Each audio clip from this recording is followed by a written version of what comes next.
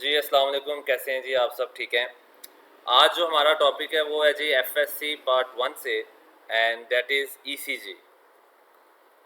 ECG ECG stand for electrocardiography. So how we can define the ECG?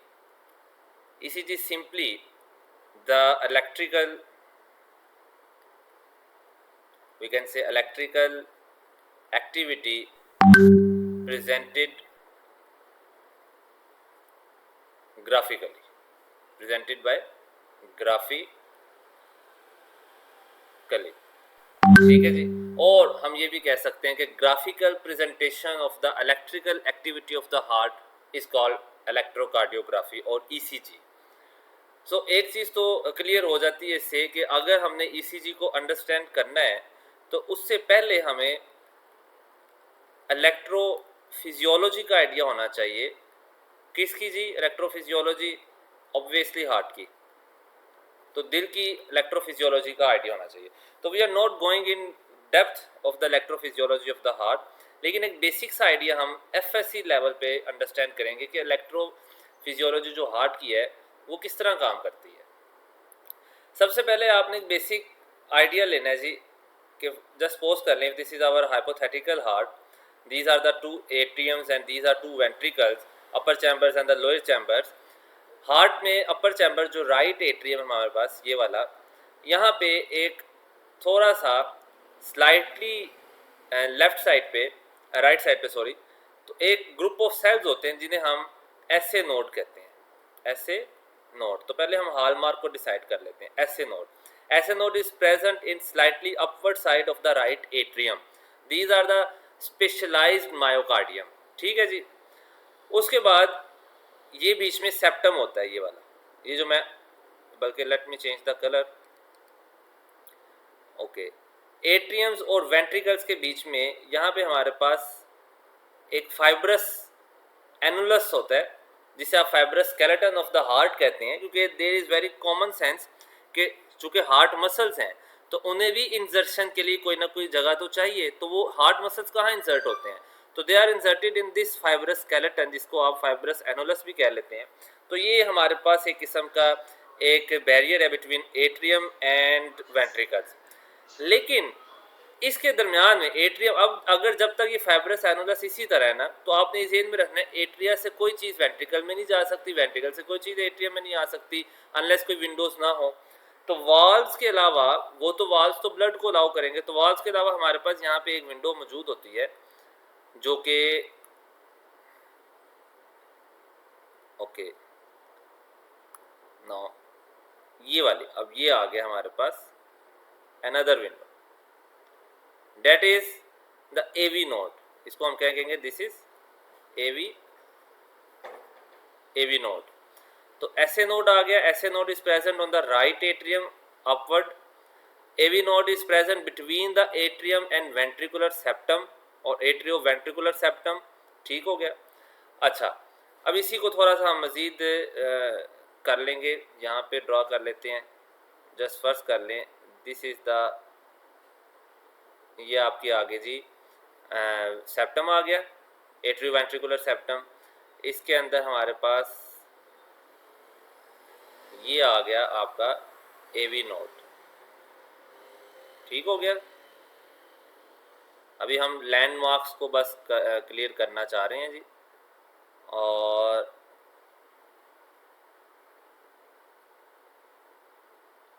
ये आगे जी आपके ventricles. ठीक हो गया जी। Okay, this is right ventricle and this is left ventricle.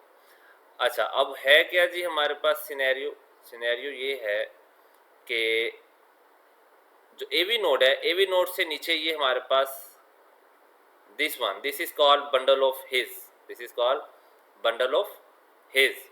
और बंडल ऑफ हिज से फिर right and left bundle branch निकलती है जी, right bundle branch and left bundle branch, जो कि ventricular septum, this is the ventricular septum, ventricular septum से गुजरते हुए फिर नीचे मायोकार्डियम की तरफ और देन अपवर्ड उठती है, ठीक है, और इससे फिर स्मॉल फाइबर्स हमारे पास इस तरह निकलते हैं. These fibres are called Purkinje fibres. ठीक है जी, don't confuse Purkinje fibres with the Purkinje cells. Now you have to think कि परकंजे सेल्स कहाँ पाए जाते हैं. ठीक हो गया जी. तो this is the basic landmarks of the electrical operators of the heart. तो अगर हम इसको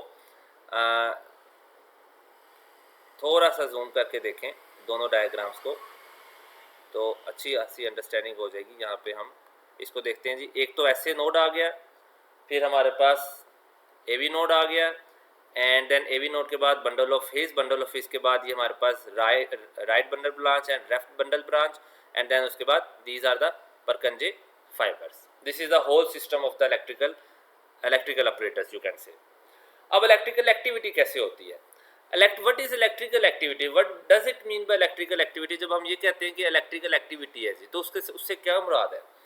तो इलेक्ट्रिकल एक्टिविटी से मुराद और कुछ नहीं है, सिंपली इलेक्ट्रिकल एक्टिविटी कहते हैं जी एक्शन पोटेंशियल को. Electrical activity means action potential. ठीक है जी. तो ये एक्शन पोटेंशियल है. अब हमें पता है, चूंकि हम न्यूरॉन्स को अंडरस्टैंड, एक्शन पोटेंशियल क्या है? This is the nerve impulse. तो जो कि दिमाग से निकलती है, न्यूरॉन्स हमारे पास इसमें रोल प्ले करते हैं, ठीक है, और जहाँ जाते हैं वहाँ फिर वो एक्शन प्ले करते हैं. लेकिन हार्ट से रिलेटेड एक चीज़ बड़ी अनयूजुअल है, वो ये कि जो हार्ट की इलेक्ट्रिकल एक्टिविटी है, या जो आप कह लें इसकी इलेक्ट्रिकल एक्टिविटी की जो सबसे ज़्यादा बेसिक और ज़रूरी जो ऑपरेटर्स है या ज़रूरी जो एरिया है, जो कि अल्टीमेट इलेक्ट्रिकल आप कह लें कि वेव्स या इलेक्ट्रिसिटी प्रोवाइड करता है या एज अ बैटरी का काम करता है, तो वो होता है हमारे पास एसए नोड. अब एसए नोड की खासियत ये है कि it produces the electrical currents on its own as खुद. ऐसे नोड किसी बाहर के मुहर्रिक का मोहताज नहीं है. जैसे फ़र्ज़ करें, यानी कि जैसे हमारे पास एक हार्मोन ने एड्रिनल ग्लैंड से निकलना है या पिट्यूटरी ग्लैंड से निकलना है, तो अल्टीमेटली हमारे पास बाहर से स्टिमुलस आती है जो कि दिमाग देता है अपने न्यूरॉन्स के ज़रिए.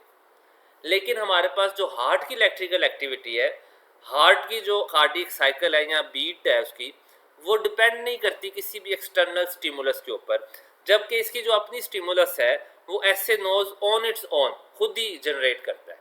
तो एक तो इसकी प्रॉपर्टी आ गई, दिस इज ऑटोनोमस. ठीक है जी, ये एक ऑटोनोमस बॉडी है. तो ऑटोनोमस मीन ऐसे नोड आज खुद इलेक्ट्रिकल एक्टिविटी जनरेट करेगा. ठीक है. अब जब इलेक्ट्रिकल एक्टिविटी अब जब इलेक्ट्रिकल एक्टिविटी जनरेट होती है तो उससे क्या मुराद होता है एक्चुअली? तो इसके लिए थोड़ा सा हम बेसिक कंसेप्ट अंडरस्टैंड करते हैं कि हमारे पास फ़र्ज़ कर लें एक ये नॉर्मल सेल है. तो पहले तो हमें पता होना चाहिए सबसे पहले नॉर्मल सेल की क्या स्टेट होती है. हम ज़्यादा डिटेल में नहीं जाएंगे, बस आप ये समझें कि हर नॉर्मल सेल अंदर से नेगेटिव होता है और बाहर से पॉजिटिव होता है. ठीक है जी, ये हर नॉर्मल सेल की प्रॉपर्टी है. लेकिन जैसे ही कोई स्टिमुलस आती है, जैसे ही कोई स्टिमुलस होगी, stimulus can be electrical, can be mechanical, can be chemical, कोई भी स्टिमुलस हो सकती है. तो जब स्टिमुलस मिलेगी तो अगर तो वो सेल एक्साइटेबल सेल है, एक्साइटेबल सेल मीन कि वो एक्शन पोटेंशियल को कैरी कर सकता है, ठीक है, कंडक्ट कर सकता है, तो वो चेंज हो जाएगा हमारे पास, अंदर पॉजिटिव हो जाएगा और बाहर से नेगेटिव हो जाएगा. ठीक है जी. आई होप कि यहाँ तक आपकी अंडरस्टैंडिंग है.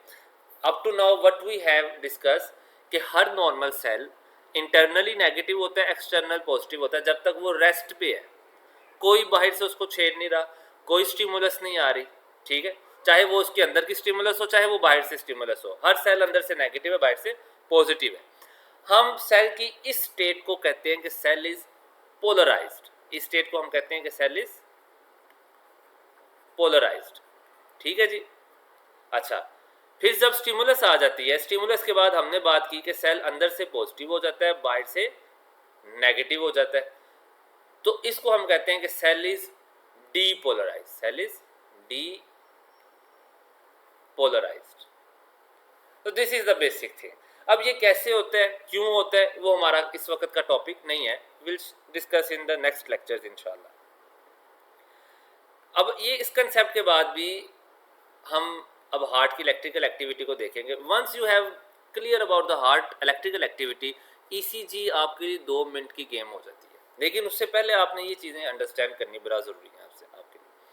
अच्छा, अब हम देखते हैं, फर्स्ट कर लें, ये एक एट्रियम है हमारे पास और ये हमारे पास ये ऐसे नोड है, और जाहिर बात है ये हमारे पास कार्डिक सेल्स होंगे जिसको हम मायोकार्डियम भी कह सकते हैं, ठीक है। ये कार्डिक सेल्स आ गए जो कि इसी तरह आपस में अरेंज होंगे, और हमें पता है ये ब्रांच सेल होते हैं और इनके बीच में इंटरकलेटेड डिस्क भी होती हैं जिसको आप गैप जंक्शंस कह सकते हैं, ठीक है। तो ये हो गया, this is the SA node.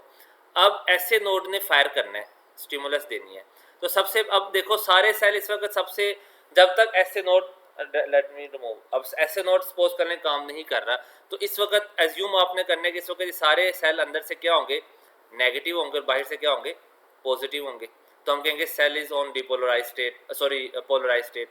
जैसे ही हमारे पास ये करेंगे, अपना करंट पास आउट करेंगे, तो सेल अंदर से क्या होना स्टार्ट हो जाएंगे, पॉजिटिव, और बाहर से क्या होना स्टार्ट हो जाएंगे, नेगेटिव। और इस तरह ये सारी वेव हमारे पास फैलती फैलती फैलती फैलती पूरे एटीएम में फैल जाएगी। सारी बात है, एक टाइम आएगा कि फिर आस्था, और ये देखेंगे पास आउट होगा, ये क्योंकि खिड़कियाँ इनके बीच में, जब एक सेल अंदर से पॉजिटिव और बाहर से नेगेटिव हो जाएगा, वो अगले को अंदर से पॉजिटिव बाहर से नेगेटिव करेगा, इस तरह सो एंड सो फोर्थ। तो ये चेन चलती जाएगी और अल्टीमेटली यहाँ पर आ जाएगी। लेकिन फिर एक टाइम आएगा, जाहिर बात है, जो अंदर से पॉजिटिव हुआ होगा वो वापस अंदर से नेगेटिव हो जाएगा और बाहर से पॉजिटिव हो जाएगा, यानी कि अपनी हाल वापस अपनी असल हालत में आ जाएगा। इसे हम कहते हैं रीपोलराइज हो जाना। तो there are the 3 stages, polarize, depolarize and repolarize. अच्छा जी, तो ये आपके पास, आपको पता होना चाहिए कि हार्ट सेल्स के ऊपर या हार्ट मसल्स के ऊपर हाउ करंट स्वीप्स, करंट किस तरह पास आउट होता है। तो ऐसे नोड से पास आउट होगा, जारी बात है। अगर हम इसको एक इन लार्ज स्केल पे देखें तो डायग्राम कुछ इस तरह से है, जारी बात है कि हमारे पास यहाँ पे ये दूसरा एट्रियम है, जारी बात है, और आपस में ये कनेक्टेड है, और ये आ गया आपके पास वेंट्रिकल, और ये आपका एवी नोड। तो ये सारा करंट यहाँ से इधर से भी पास आउट होगा, इधर भी पास आउट होगा, ये सारा पास आउट होगा, और अल्टीमेटली करंट इधर से पास आउट नीचे नहीं होगा, क्योंकि अभी हम डिस्कस कर चुके हैं कि फाइब्रस स्केलेटन है और यहाँ से करंट पास नहीं हो सकता। तो सारे का सारा करंट हमारे पास कहाँ पे जमा होगा, एवी नोड के ऊपर। सारे का सारा करंट कहाँ जमा हो जाएगा जी, एवी नोड पे। फिर एवी नोड के बाद जब करंट आएगा तो एवी नोड आगे सारी बात है bundle of His, and then right and left bundle branch, और वो फिर हमारे पास परकंजे सिस्टम के अंदर करंट देंगे, और इस तरह हम कहेंगे हमारे पास पूरा वेंट्रिकल भी पोलराइज से डीपोलराइज और डीपोलराइज से रीपोलराइज। तो इस तरह हमारे पास ये इलेक्ट्रिकल करंट स्प्रेड आउट होता है किसके ऊपर, हमारे पास मायोकार्डियम ऑफ द हार्ट के ऊपर। तो ये थी नॉर्मल इलेक्ट्रिकल एक्टिविटी। इसको हम ग्राफिकल भी अंडरस्टैंड कर लेते हैं। लास्ट टच यहाँ पे, नाउ लुक ग्राफिकली अगर हम देखें, let me clear the diagram, okay. Graphical अब हम देखने लगे हैं जी कि करंट की पोजीशन क्या होगी। सबसे पहले जारी बात है, करंट हमारे पास एटीएम से ऐसे नोड से निकलेगा, ये करंट की पोजीशन है, सारा करंट जमा होकर एवी नोड के पास आएगा, एंड देन एवी नोड के पास से बंडल ऑफ हिज, और फिर नीचे आएगा और इस तरह पूरे वेंट्रिकल्स को स्प्रेड आउट करेगा सब, and then base of the ventricle पे चला जाएगा, ठीक है। इसको हम एपेक्स कहते हैं और इसको हम बेस ऑफ द वेंट्रिकल कहते हैं। तो ये पोजीशन है हमारे पास हार्ट की। मज़ीद इसको सिंप्लीफाई करना हो आपने और मज़ीद डायग्राम में, उसको भी हम एक बार देख लेते हैं। मैं आपको बता रहा हूँ इलेक्ट्रिकल एक्टिविटी आपके लिए बहुत ज़रूरी है अंडरस्टैंड करना, अगर आपने ईसीजी को अच्छी तरह रिमेंबर करना। ये है जी हमारे पास पहली पोजीशन, दूसरी पोजीशन, तीसरी पोजीशन और ये चौथी पोजीशन। अब आपको हर एरो का मतलब पता होना चाहिए इस एरो का क्या मतलब है जी, एट्रिया डीपोलराइज हो रहे हैं।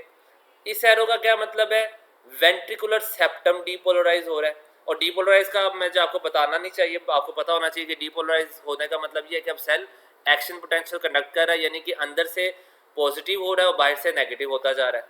और इस एरो का मतलब है कि अब major body of the ventricle है वो डीपोलराइज हो रही है, और अब बचा कुछ वेंट्रिकल जो कि बेस की तरफ है वो डीपोलराइज हो रहा है। तो ये है जी इलेक्ट्रिकल एक्टिविटी, कि हार्ट पे इलेक्ट्रिकल एक्टिविटी किस तरह स्प्रेड आउट होती है। बहुत शॉर्टली हमने लिखना हो तो हम लिखेंगे from SA node to AV node to bundle of His to left and right bundle branch, और उससे फिर हम परकंजे फाइबर। और SA नोड किसको डीपोलराइज करेगा, एट्रियम को। AV नोड किसको डीपोलराइज करेगा, actually AV node is a you can say relay centre. ये एट्रियम से सारा करंट होल्ड करेगा और फिर आगे वेंट्रिकल, ये वाला सारा हिस्सा जो है it is related to the ventricle and this is related to the atrium. तो इन एट्रियम और वेंट्रिकल के बीच में एक विंडो है AV नोड, वो उसको पास आउट करेगा। देन बंडल ऑफ हिज, सारी बात है ये किसको कर रहा है, bundle of His and left bundle branch and right bundle branch, ये हमारे पास सेप्टम को और मेजर ऑफ द मायोकार्डियम को करेगा, परफेक्ट फाइबर भी मेजर ऑफ द मायोकार्डियम को, और उसके बाद हमारे पास बेस ऑफ द वेंट्रिकल। तो ये तीनों रिलेटेड है वेंट्रिकल से। Up to now we have discuss the electrical activity of the heart. अब हम देखेंगे कि किस तरह से this electrical activity will be converted on the graph and represented as the ECG. So जो हमारे पास मशीन यूज़ की जाती है ECG के अंदर, वो काम करती है जी आपके पास गैल्वेनोमीटर के प्रिंसिपल पे, galvanometer. And I hope you are well familiar with the galvanometer. तो ये एक छोटा सा अपरेटस होता है जिसको अक्सर आप कह लें कि इलेक्ट्रिशियंस भी करंट की डिटेक्शन के लिए यूज़ करते हैं। तो जब कोई करंट पास आउट होता है तो सारी बात है ये जो नीडल होती है डिफ्लेक्ट करती है इधर और इधर, there are positive and negative. तो इस प्रिंसिपल पे काम करता है। अगर तो इलेक्ट्रिकल करंट पास आउट हो रहा है तो सुई विल बी डिफ्लेक्टेड, और अगर नहीं हो रहा तो सुई स्टैटिक खड़ी रहेगी। ठीक है, काफ़ी चीज़ें हम छोड़ के जा रहे हैं, यानी कि हम FSC की लेवल पे ही देखेंगे, तो उसको अब हम चेक करते हैं। नाउ लुक, जस्ट पोज कर लें, this is the onset of the ECG और onset of the electrical activity. ये लाइन है जी हमारे पास, अभी कोई इलेक्ट्रिकल एक्टिविटी नहीं है। तो अब आपने सोचना है सबसे पहली इलेक्ट्रिकल एक्टिविटी कहाँ पे होगी। सबसे पहली इलेक्ट्रिकल एक्टिविटी होगी SA नोड के ऊपर। SA नोड, और यानी कि क्या डीपोलराइज हो रहे हैं जी, एट्रियम्स। ठीक है, एट्रियम क्या हो रहे हैं, डीपोलराइज। जब एट्रियम, अच्छा एक और फ़र्क आपने अंडरस्टैंड करना है, चूँकि ना ये स्पीड ऑफ करंट यानी कि वेलोसिटी ऑफ द करंट और ये सारी चीज़ें आती हैं, तो एट्रिया थिक होते हैं या वेंट्रिकल थिक होते हैं। तो आंसर इज वेंट्रिकल थिक होते हैं, हमें पता है एट्रिया थिन होते हैं। तो थिक जो मायोकार्डियम होगी उधर से करंट ज़्यादा पास आउट होगा क्योंकि सेल ज़्यादा होंगे एज कम्पेयर टू थिन। तो सारी बात है जितनी वेलोसिटी ज़्यादा होगी उतनी डिफ्लेक्शन ज़्यादा होगी सुई की। यानी कि बड़ा सिंपल है, करंट जितनी स्पीड से गुजरेगा सुई उतनी तेज़ी से डिफ्लेक्ट करेगी, और करंट जितना आस्ता गुजरेगा सुई उतनी स्लो डिफ्लेक्ट करेगी। तो एट्रियम में जो डीपोलराइजेशन होगी it is as compare to the relatively ventricle slow होगा। तो हमारे पास जब डीपोलराइजेशन होगी तो एक स्लो वेव बनेगी, this wave will be called P wave, this is P wave. अच्छा, अब इसको हम साथ साथ कोरिलेट करते जाते हैं यहाँ पे, यहाँ पे बल्कि ये थोड़ा सा ऐसे, अब ये ठीक रहेगा। अच्छा जी, दिस पॉइंट, हमने इस पॉइंट को डिस्कस किया, ये पहला पॉइंट, एट्रिया डीपोलराइज हो गई, पूरे के पूरे एट्रिया डीपोलराइज हो गए, हमारे पास P वेव आ गई। ठीक है जी। अच्छा, अब उसके बाद करंट ने पास आउट होना है AV नोड, ये AV नोड मैंने बनाया। Remember this thing, AV node as a whole myocardium tissue, पूरे दिल की निस्बत AV नोड एक मुन्ना सा चुन्ना सा छोटा सा एक टिश्यू पीस है। तो जब करंट इसके अंदर से पास आउट होता है machine is unable to detect it, machine इसको डिटेक्ट नहीं कर पाती। ठीक है, you can say it is the silence gossip. ठीक है, तो जब मशीन इसको डिटेक्ट नहीं कर पाती तो सारी बात है नीडल तो डिफ्लेक्ट नहीं होगी, तो there would be a isoelectric point. ठीक है जी। तो ये वो लाइन है जो कि हमारे पास ये रिप्रेजेंट कर रही है कि current is passing from AV node. अब आप देखो ये लाइन और ये लाइन में फ़र्क क्या होगा। पी वेव के बाद की जो लाइन है आइसोइलेक्ट्रिक पॉइंट जो है, वी विल डिस्कस कि इसको हम क्या कहेंगे, this is the segment and this is the P R segment, लेकिन वो बाद में डिस्कस करते हैं। तो जो ये लाइन होगी ये वाली, this is representing that current is passing from the AV node. अच्छा जी, दूसरी पोजीशन एवी नोड की भी होगी। तीसरा करंट आना है जी बंडल ऑफ हिज के ऊपर, यानी कि तीसरी डीपोलराइजेशन होनी है हमारे पास सेप्टम, ये सेप्टम ने डीपोलराइज होना है। तो जो हमारे पास सेप्टम है ना, जेन में रखना है, जो वेंट्रिकल का ये पूरा सिस्टम था, बंडल ऑफ हिज और ये जो परकंजे सिस्टम, लेफ्ट और राइट बंडल ब्रांच थी, these are the fast conductor. क्या वजह है इसकी, I am not discussing it. तो ये फास्ट कंडक्टर है। तो जाहिर बात है जब ये फास्ट कंडक्टर है और इसमें से करंट तेजी से गुजरेगा तो सुई बहुत तेजी से डिफ्लेक्ट करेगी, ठीक है। तो जब सेप्टम हमारे पास डीपोलराइज होंगे तो एक छोटी सी वेव बनेगी ये फौरन इस तरह से, ठीक है। तो this wave is called Q wave. तो क्यू वेव क्या रिप्रेजेंट कर रही है, क्यू वेव रिप्रेजेंट कर रही है this is the depolarization of the septum, या हम ये कह सकते हैं कि अब वेंट्रिकल की डीपोलराइजेशन स्टार्ट हो गई है, तो हम कहेंगे onset of the depolarization of the septum. Then current ने कहाँ पास आउट होना है, मेजर ऑफ द वेंट्रिकल, ये सब हमारे पास डीपोलराइज होगा। तो एक बड़ी वेव बनेगी क्योंकि ये थिक मायोकार्डियम है लेकिन फास्ट बनेगी, दिस वन इज, ठीक हो गया। This wave is called R wave. Then at the end ये बेस ने हमारे पास डीपोलराइज होना है, तो फिर हमारे पास एक वेव बनेगी इस तरह, एस वेव, ठीक है जी। अच्छा, now listen with your both years very carefully. अब हमारे पास ये वेंट्रिकल डीपोलराइज हो गए हैं सारे, टोटल डीपोलराइजेशन हो गई है किसके अंदर, Q R S. Q R S as a whole represent के वेंट्रिकल पूरे के पूरे डीपोलराइज हो गए हैं। Now what is the next step, depolarization के बाद क्या होंगे, सेल वापस अपनी नॉर्मल स्टेट पे आएंगे, रीपोलराइजेशन स्टार्ट होगी। रीपोलराइजेशन मीन कि सेल अब अंदर से क्या होना स्टार्ट हो जाएंगे, नेगेटिव, और बाहर से क्या होना स्टार्ट हो जाएंगे, पॉजिटिव। इसका मतलब है सुई तो फिर भी डिफ्लेक्ट करेगी क्योंकि करंट अब फिर चल रहा है, पॉजिटिव और नेगेटिव की रेस लगी हुई है। अब नेगेटिव हो रहे हैं सेल अंदर से, बाहर से पॉजिटिव। तो हमारे पास एक तो लाइन ये आएगी small C. Now this line is represent के ventricles are whole, as a whole ventricles are fully depolarise. उसके बाद क्या स्टार्ट होगा जी, रीपोलराइज। फॉरन रीपोलराइजेशन ही स्टार्ट हो जाती है, जरी बात टाइम लगता है।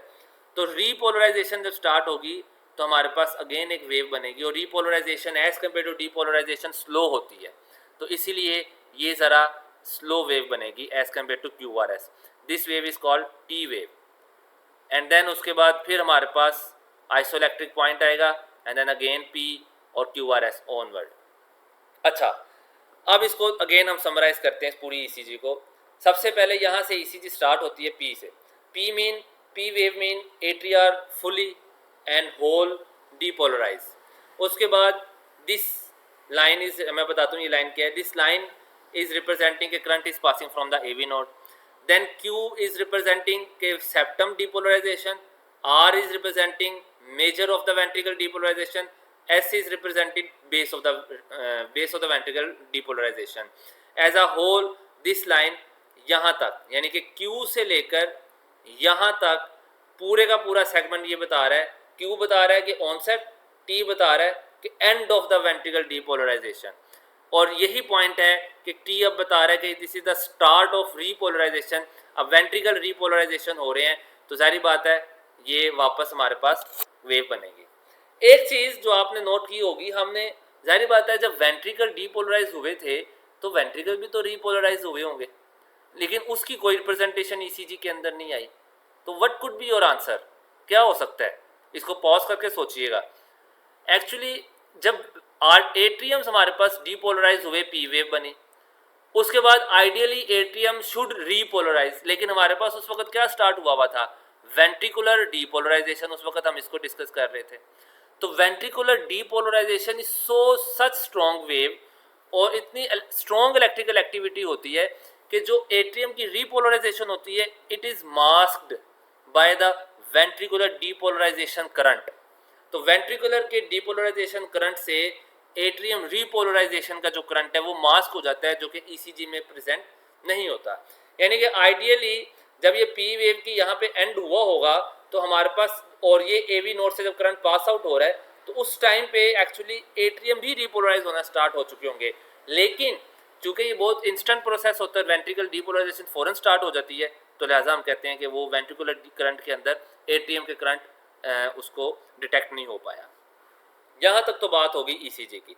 अब हम आते हैं लास्ट कंसेप्ट के ऊपर, जो कि हमारे पास है wave, segment and interval. Wave तो उसको कहते हैं जो कि नीडल की डिफ्लेक्शन से बनी, जैसे P Q R S T ये वेव है। समटाइम यू भी बनती है, मैं इस वक्त यू के बारे में डिस्कशन नहीं कर रहा। What is the segment? Segment are the isoelectric point. There are two segments, एक ये लाइन है, एक ये लाइन है। ये वो पॉइंट्स हैं सेगमेंट जहाँ से जब हमारे पास as a whole current static हो जाता है और सुई पे कोई डिफ्लेक्शन नहीं होती, आइसोइलेक्ट्रिक पॉइंट्स। आपको क्या लगता है हम इस सेगमेंट को क्या नाम देंगे? इस सेगमेंट को किताबें नाम देती हैं P R segment. Don't you think कि इस सेगमेंट का आइडियली नाम होना चाहिए पी क्यू सेगमेंट? होना तो चाहिए, लेकिन एक्चुअली होता ये है कि सम टाइम जो ईसीजी लीड्स लगाई जाती हैं तो सम टाइम क्यू वेव नहीं आती उसके अंदर, तो doctors named it as Q P R segment. तो this is the P R segment. Now what P R segment is represent? PR segment representing that the current is passing from AV node. Understand? Then the another segment is ST segment. This one, ST segment. Now what ST segment is representing? ST segment represents that the full of the ventricle are depolarized, completely depolarized. ठीक हो गया? Now interval. Interval किसे कहते हैं? कोई एक wave plus segment या more than one wave, 1 2 3 waves are combined to call interval. यानी कि वेव प्लस सेगमेंट को भी इंटरवल कह सकते हैं और मल्टीपल वेव्स को जमा कंबाइन करके भी हम इंटरवल कह सकते हैं। तो हमारे पास एक इंटरवल आता है P R interval. Now don't confuse with the P R segment and the P R interval. जब हम बात करेंगे ना पी आर सेगमेंट की, तो आपको पता होना चाहिए कि P R segment is start from the end of the P wave up to the start of the Q. So this is representing the passing current from the AV node. But PR segment interval is presenting the start of the P wave up to the end of the up to the start of the Q. यानी कि throughout क्या represent कर रहा है जी PR? The whole of the atrium depolarization plus passing from the AV node. This is the one interval. Another interval is QRS. QRS complex भी कहते हैं। जारी बात है Q एक वेव है, R एक वेव है, S वेव है, तो combine of the wave is also called the interval. तो QRS इकट्ठे रिप्रेजेंट करते हैं जी कि वेंट्रिकुलर डीपोलराइजेशन हो रही है। And the last interval is QT interval. यहाँ तक पूरा QT इंटरवल, ठीक है, it's a QT interval. QT interval represent the whole of the start of the depolarization of the ventricle up to the end of the depolarization of the ventricle and start of the repolarization of the ventricle. तो this is the basic concept of the ECG। और इनके intervals लिखे में सारी बात है, P wave almost take 0.1 second, is also take 0.1 second, और QT interval 0.4 I think और 0.4 सेकेंड्स लेते हैं। तो ये हमारे पास टोटल कंसेप्ट है जी ECG का। एज अ होल हमने इसमें डिस्कशन किया है इलेक्ट्रिकल एक्टिविटी की, इसकी बेसिक प्रिंसिपल्स, डीपोलराइजेशन, रीपोलराइजेशन। इसके अलावा हम इसको कोरिलेट भी कर सकते हैं कार्डियक साइकिल के साथ, लेकिन उसके लिए we have another second lecture. So stay tune, subscribe करें, शेयर करें। कोई क्वेश्चन हो, you make comment on the comment section and ask your any question. Thank you so much, stay blessed, stay happy, अल्लाह हाफिज़।